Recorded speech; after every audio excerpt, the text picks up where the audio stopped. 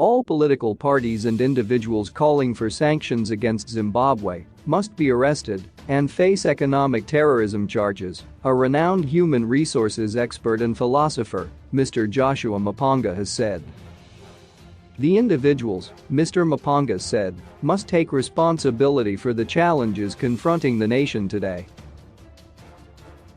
He was speaking in Chinhoyi last Friday on the sidelines of a ZANU-PF strategic training workshop on by-elections. Mr. Maponga gave lectures during the strategic training workshop designed to equip members with communication and motivational skills. Speaking during the lecture, Mr. Maponga said political parties, their heads and individuals calling for sanctions should be brought before the courts and face the music.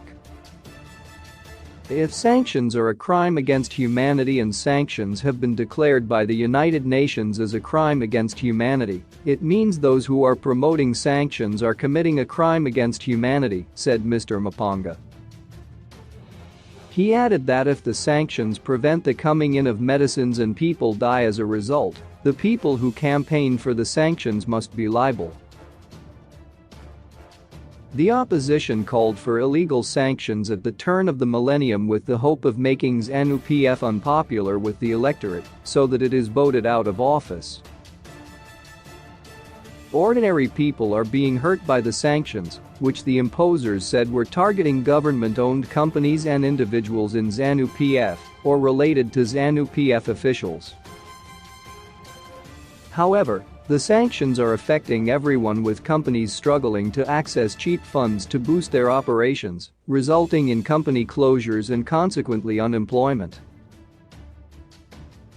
Some local banks have been fined huge sums of money for processing payments made by affected companies and/or individuals. And as the campaigns for the March 26 by-elections take shape, ZANU-PF is calling on the electorate to vote the opposition parties that not only invited sanctions but are also utterly incompetent after failing to transform the fortunes of towns and cities they lead.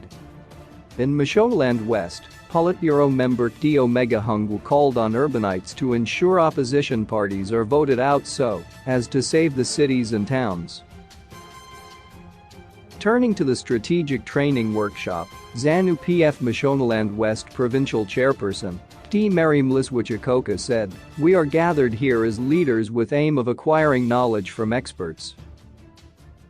We learn something new every day. We must move with the times. Let us go and apply what we have learned. Voters now want reasons. It's now an action-based campaign. Participants described the training session as timely and useful."